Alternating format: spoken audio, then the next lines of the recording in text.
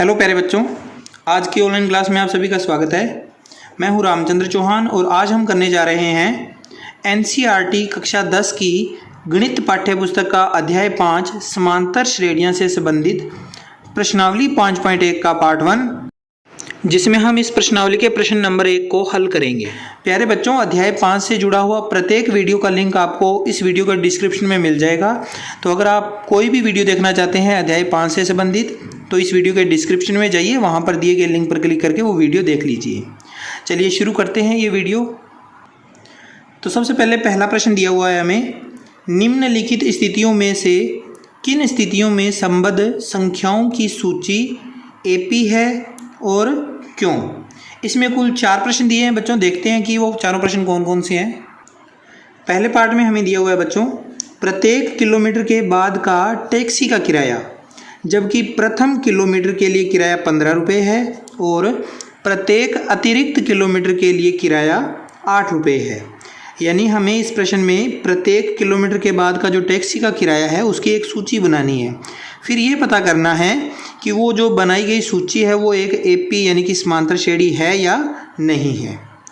तो आपको पता ही है समांतर श्रेणी के अंतर्गत जो पद आते हैं या उसके अंदर जो संख्याओं की सूची प्राप्त होती है वहाँ पर क्रमागत जो पदों का अंतर होता है वो एक जैसा होता है। अब आगे इस प्रश्न में ये लिखा है कि जबकि प्रथम किलोमीटर के लिए किराया 15 रुपये है। पहले किलोमीटर का तो किराया 15 रुपये फिक्स है और उसके बाद प्रत्येक अतिरिक्त किलोमीटर के लिए किराया 8 रुपये है। चलिए हम इसमें हल करते हैं इस प्रश्न को। सबसे पहले हम पहले किलोमीटर का 1 किलोमीटर का किराया लिख लेते हैं। 1 किलोमीटर का किराया, 1 किलोमीटर का किराया यानी कि पहला पद A1 जो कि आ जाएगा कितना है, 15 रुपये है। ये लीजिए हमने 15 रुपये लिख दिया। अब 1 किलोमीटर के बाद में वो दूसरा किलोमीटर जब चलेगा यानी कि 2 किलोमीटर हो जाएंगे तो 2 किलोमीटर का किराया देखते हैं कितना आता है। 2 किलोमीटर का किराया A2, पहले किलोमीटर का किराया तो कितना है, 15 रुपये फिक्स है और उसके बाद में उसने क्या कर दिया, 1 किलोमीटर अतिरिक्त चला है तो 1 × 8 आ जाएगा। 1 किलोमीटर का 8 रुपये की दर से किराया लगेगा एक्स्ट्रा का, तो कितना आ जाएगा, 15 + 8 एकम 8 यानी कि 15 और 8 23 रुपये आ जाएगा। ठीक, इसी तरह से हम अगर 3 किलोमीटर का किराया निकालें, 3 किलोमीटर का किराया यानी कि A3, तो 1 किलोमीटर का किराया तो 15 रुपये हो गए, बाकी बचे 2 किलोमीटर। 2 किलोमीटर का 8 रुपये की दर से लगेगा तो ये आ जाएगा 15 + 2 = 8 16, तो 15 और 16 31 रुपये। अब आगे 4 किलोमीटर का किराया,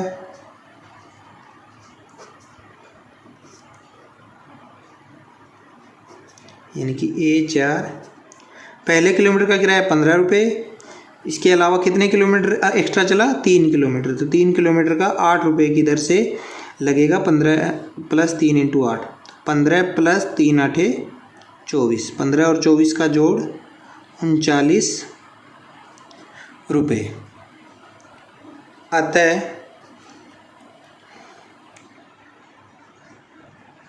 टैक्सी किराया की सूची जो हमारे पास आई 15,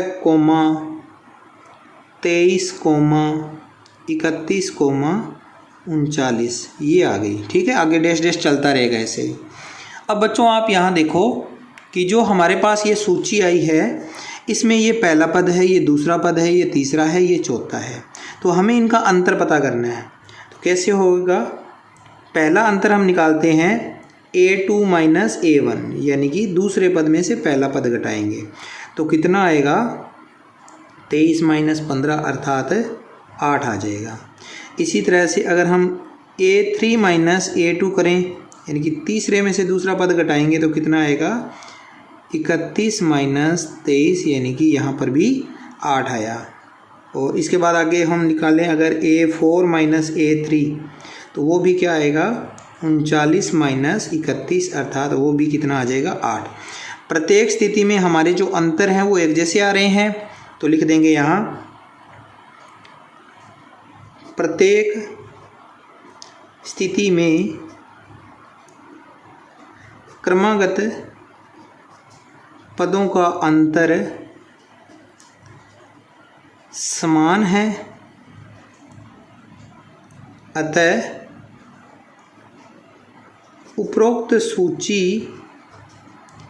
एक एपी है। उपरोक्त सूची क्या है? एक एपी है। जो यहाँ से किराए वाली जो सूची बनाई थी हमने, ये वाली, ये क्या है? एक एपी है। ऐसे ही हमें इसके बाकी के जो 4 सवाल है, 3 सवाल है, वो भी करने हैं। सेकंड पार्ट में हमें दिया हुआ है प्रश्न, किसी बेलन यानी कि सिलेंडर में उपस्थित हवा की मात्रा जबकि वायु निकालने वाला पंप प्रत्येक बार बेलन की शेष हवा का 1/4 भाग बाहर निकाल देता है। हमें बेलन में उपस्थित हवा की जो मात्रा है उसकी एक सूची बनानी है, और पंप क्या करता है? हवा निकालने वाला हर बार जितनी हवा उस बेलन में है उसका 1/4 हिस्सा बाहर निकाल देता है।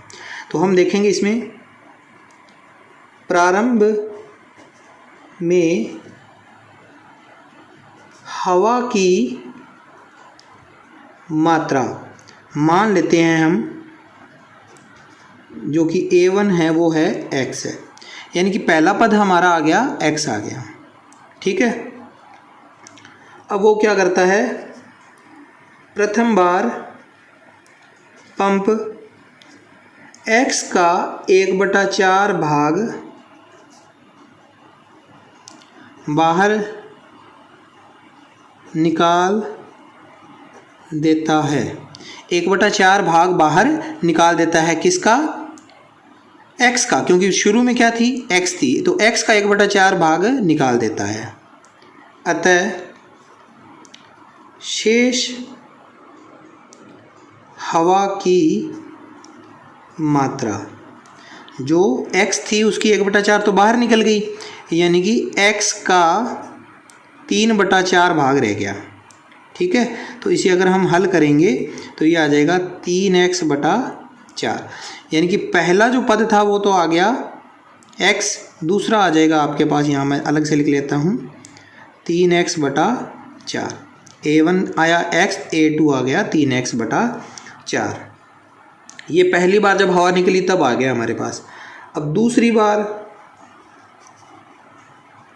बार पंप, अब पहले तो उसने जो हवा थी x उसका 1/4 निकाला था, अब हवा कितनी है? 3x/4, इसका 1/4 निकालेगा।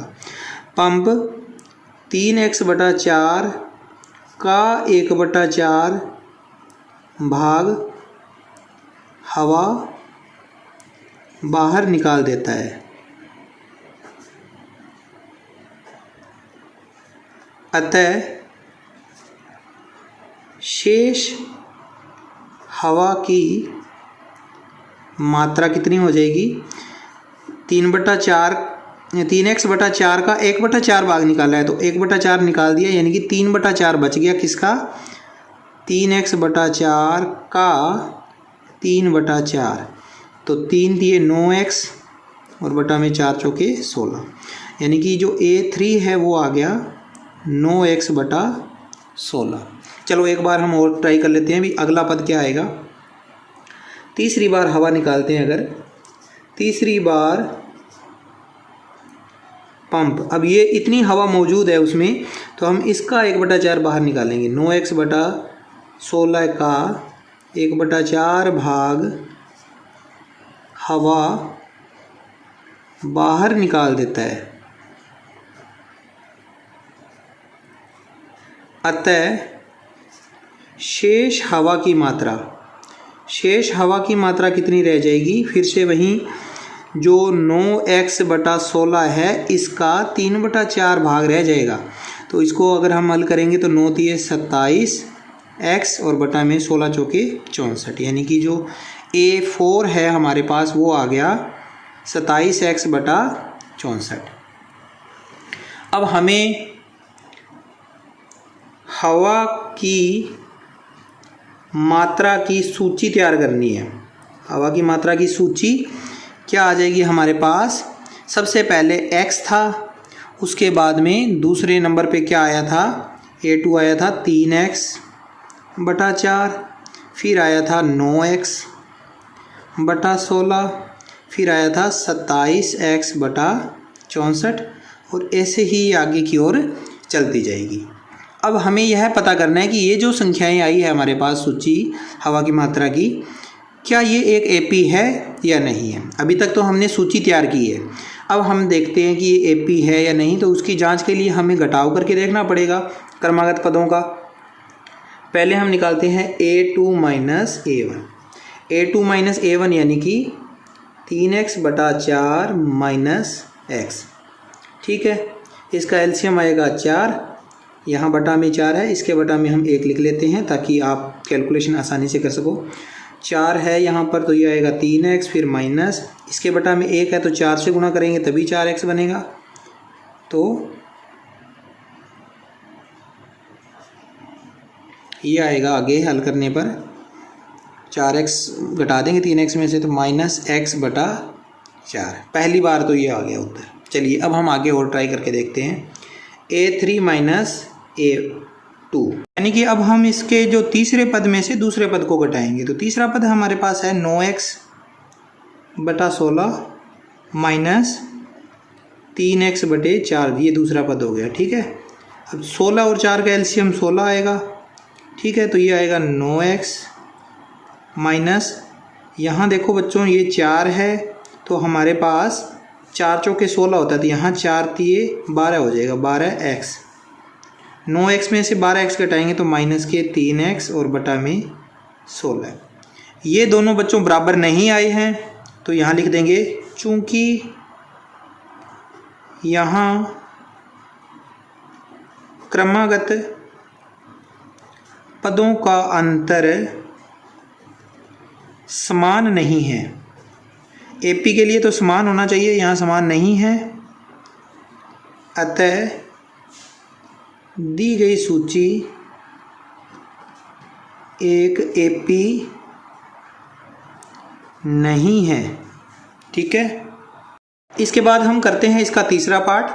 प्रत्येक मीटर की खुदाई के बाद कुआं खोदने में आई लागत ज्ञात करनी है हमने, जबकि प्रथम मीटर की खुदाई की लागत 150 रुपये है और बाद में प्रत्येक मीटर की खुदाई की लागत 50 रुपये बढ़ जाती है। तो जो सूची बनेगी बच्चों, प्रत्येक मीटर की खुदाई के बाद कुआं खोदने में आई लागत निकालनी है हमने, उसकी एक सूची बनानी है।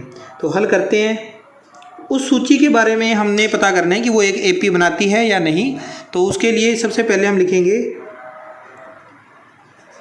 1 मीटर अगर कुआं खोदा जाता है तो उसकी खुदाई की लागत निकालते हैं। पहले 1 मीटर खुदाई की लागत, 1 मीटर यानी कि पहले A1 होता है, वो हमें दे ही रखा है। प्रथम मीटर की खुदाई की लागत 150 रुपये है।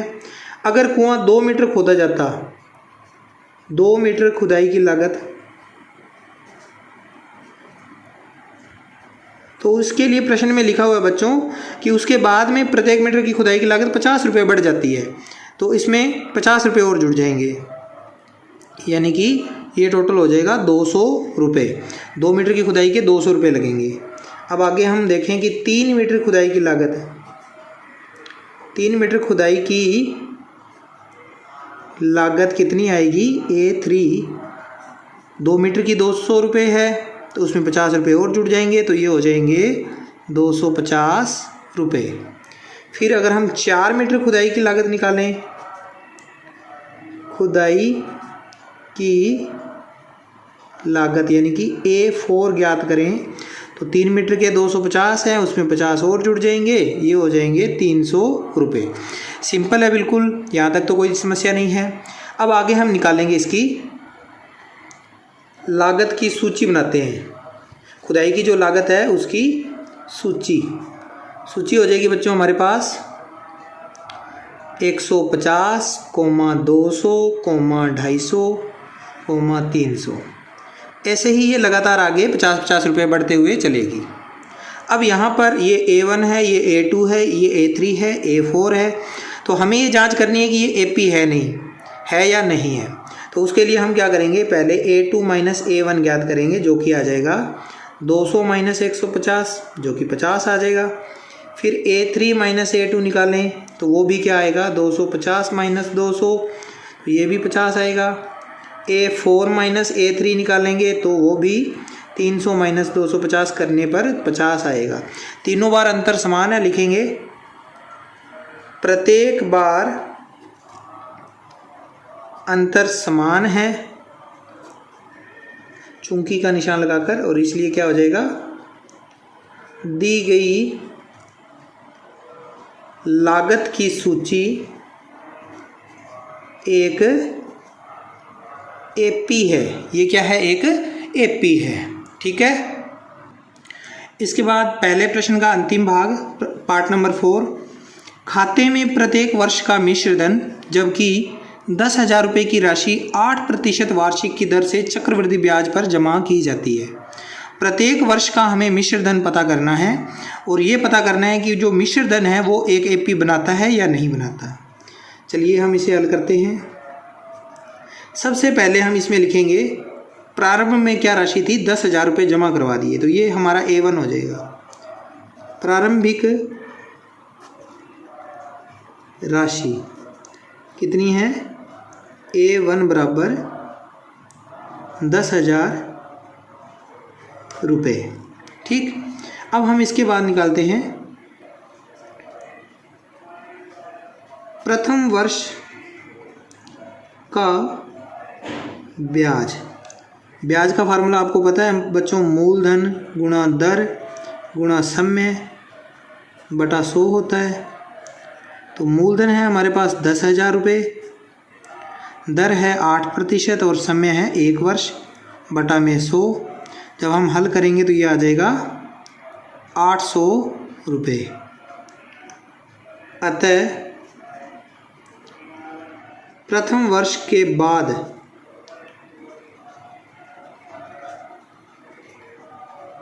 मिश्रधन जो कि A2 आएगा हमारा 10,000 रुपये, तो हमारा क्या था, मूलधन था, उसमें ब्याज जोड़ दिया जाता है तो वो मिश्रधन बन जाता है 10,800 रुपये। फिर इसके बाद लिखेंगे द्वितीय वर्ष का ब्याज, दूसरे वर्ष का ब्याज। अब हम इसमें मूलधन 10,000 की जगह 10,800 लिखेंगे क्योंकि ये एक चक्रवृद्धि ब्याज के अनुसार चल रहा है। तो 10,800 गुणा 8 गुणा 1 और बटा में 100, 2 जीरो से 2 जीरो कट जाएगी, जब इसका मल्टीप्लाई करेंगे तो 864 रुपये आ जाएगा। तो लिखेंगे अतः द्वितीय वर्ष के बाद मिश्रधन कितना हो जाएगा बच्चों, मूलधन है हमारा 10,800 रुपये, जो पहले वर्ष का मिश्रधन था वो दूसरे वर्ष के लिए मूलधन बन गया था, और प्लस में 864 जोड़ देंगे तो ये हो जाएगा 11,664 रुपये। ठीक है, 10,800 में इतने रुपए जोड़ देंगे 864 रुपये, तो ये आ जाएगा। ठीक। अब इसके बाद अगला लिखते हैं अपने तृतीय वर्ष का ब्याज। ये है A3 है बच्चों। ठीक है, ये A2 A1 हमने यहाँ निकाल लिया था, ये A2 हो गया, ये A3 हो गया। अब हम A4 और याद कर लेते हैं, तृतीय वर्ष का ब्याज। अब हमारा मिश्रधन जो है वो मूलधन बन गया तीसरे वर्ष के लिए 11,664 गुणा दर है 8 और गुणा में 1 और बटा में 100। कटने वाली कोई संख्या है नहीं, सीधी 2 जीरो कटेगी नहीं, तो हम इसका मल्टीप्लाई करते हैं। 8 चौके 32 का 2 3 बचा, 8 छिके 48 48 और 3 51 5 बचे, 8 छिके 48 48 और 5 53 का 3 फिर 5 बचे, 8 एकम 8 8 और 5 13 का 3 1 बचा, 8 और 1 9 और पॉइंट लग जाएगा 2 अंक छोड़कर। चलो एक बार हम बटा में 100 लिख लेते हैं। अब लिख देते हैं 2 अंक छोड़कर पॉइंट लग जाएगा 933.12 रुपये। तो तृतीय वर्ष का ब्याज जो है हमने निकाल लिया। तो अब लिख देंगे अतः लगा कर लिख देते हैं, अतः तृतीय वर्ष का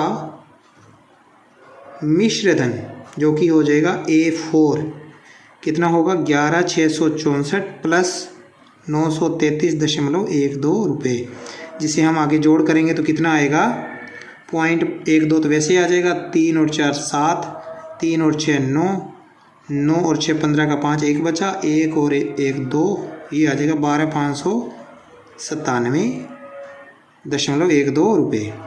ठीक है। अतः प्रत्येक वर्ष के मिश्र धन की सूची आएगी हमारे पास। पहले मिश्र धन था 10,000, फिर आया था 10,800, फिर आया था 11,664 और फिर आया था 12,597.12 रुपये। ये सारे आ गए। ठीक है। अब हमें ये जांच करनी है कि ये जो मिश्र धन है ये क्या एक एपी बनाते हैं या नहीं बनाते। तो ये A1 है, ये A2 है, A3 है, A4 है। तो देखते हैं, पहले हम A2 माइनस A1 करते हैं तो कितना आएगा 10,800 माइनस 10,000, जो कि सिंपल सी कैलकुलेशन है, 800 रुपये आ जाएगा। A3 माइनस A2 करें तो 11,664 माइनस 10,800, जो कि आएगा 864 रुपये।